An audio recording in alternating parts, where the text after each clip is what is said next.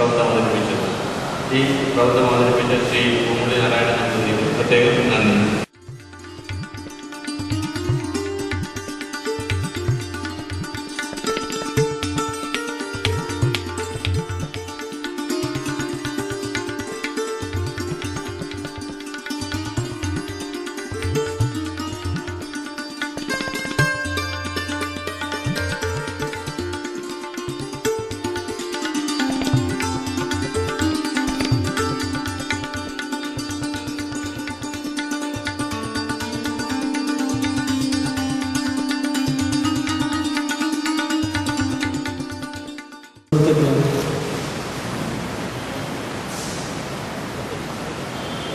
സുരക്ഷിതമായ ആനുകൂല്യനിരപ്പ് എങ്ങനെ സാധ്യമാക്കാമെന്ന വസ്തുതയെക്കുറിച്ച് ഒരു ലഘുലേഖ പുസ്തകം ഇവിടെ അവതരിപ്പിക്കുകയുണ്ടായി. അതിൽ ഒരു ലേഖനമുണ്ട്, നാട്ടാന പരിപാലനം നിയമദൃഷ്ടി എന്ന വിഷയത്തെപ്പറ്റി.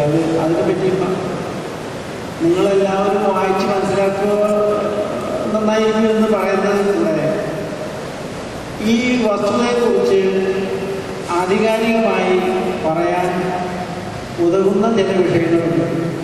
ഭരണഘടനയിൽ 51A എന്ന് പറയുന്ന ഫണ്ടമെന്റൽ ഡ്യൂട്ടീസ് എന്തൊക്കെയാണ് ഒരു പൗരന് നിശ്ചിതമായിട്ടുള്ളത് എന്ന് പ്രതിപാദിക്കുന്ന നിയമം ഫണ്ടമെന്റൽ ഡ്യൂട്ടീസ്, ഫണ്ടമെന്റൽ റൈറ്റ്സ് എന്നുള്ളതിന് കൊണ്ട് ഫണ്ടമെന്റൽ ഡ്യൂട്ടീസ് 51A ഉണ്ടാക്കിയിട്ടുള്ളത് വൈൽഡ് ലൈഫ് ആക്ടിനെ പറ്റി.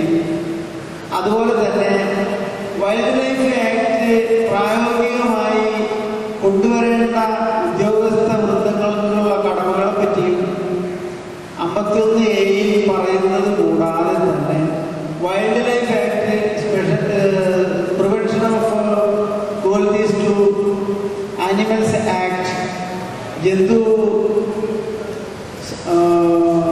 അതിൻ്റെ മലയാളത്തിൽ പരിഭാഷപ്പെടുത്തിയിട്ടുള്ളത് ജന്തു ദ്രോഹ നിവാരണം എന്ന് മലയാളത്തിൽ പരിഭാഷപ്പെടുത്തിയിട്ടുള്ളത് ഈ പുസ്തകത്തിൽ തന്നെ ഉള്ളതാണ്. 68ാമത്തെ പേജിൽ കൊടുത്തിട്ട് അതെല്ലാം മറന്നുകൊണ്ടാണ് നമ്മൾ ആന പരിപാലനത്തിന് ഒരുപാട് നിയമങ്ങൾ ഉണ്ടാക്കുന്നത്. ഈ നിയമങ്ങളെല്ലാം പ്രായോഗികമായി കൊണ്ടുവരുവാനുള്ള ബുദ്ധിമുട്ടുകൾ ഒരുപാടുണ്ട് എന്നുള്ളത് വസ്തുനിഷ്ഠമായിട്ടുള്ള ഒരു വിഷയമാണ് എന്ന് ഞാൻ നിങ്ങളോട് പറയുമ്പോൾ ആരും വിസമ്മതിക്കുകയില്ല എന്നുള്ള ഉദ്ദേശത്തോടു കൂടിയാണ് പറയുന്നത്.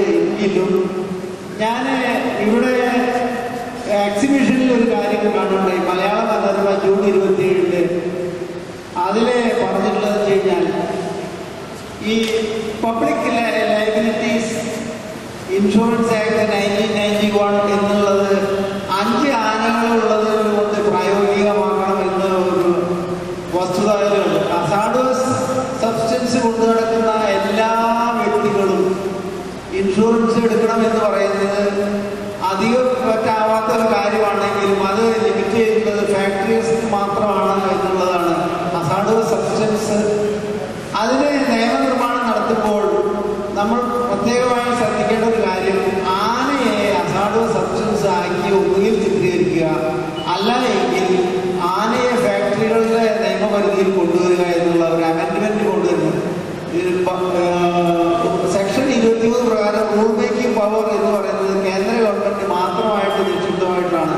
സംസ്ഥാന ഗവൺമെന്റുകൾക്ക് അതിന് പവറില്ല എന്നുള്ളതാണ് ഈ പബ്ലിക് ലയബിലിറ്റി ഇൻഷുറൻസ് ആക്ട് 1991 പ്രകാരമുള്ളത്. അതുകൊണ്ട് നിയമനിർമ്മാണം എന്നുള്ളത് എത്ര തന്നെ നടത്തിയാലും ഈ പരിരക്ഷ കിട്ടാത്തത് കാണികൾക്കാണ്, പൊതുജനങ്ങൾക്കാണ് എന്നുള്ളത് വസ്തുത നാം മറക്കാതിരിക്കുന്നത് നന്നായിരിക്കും.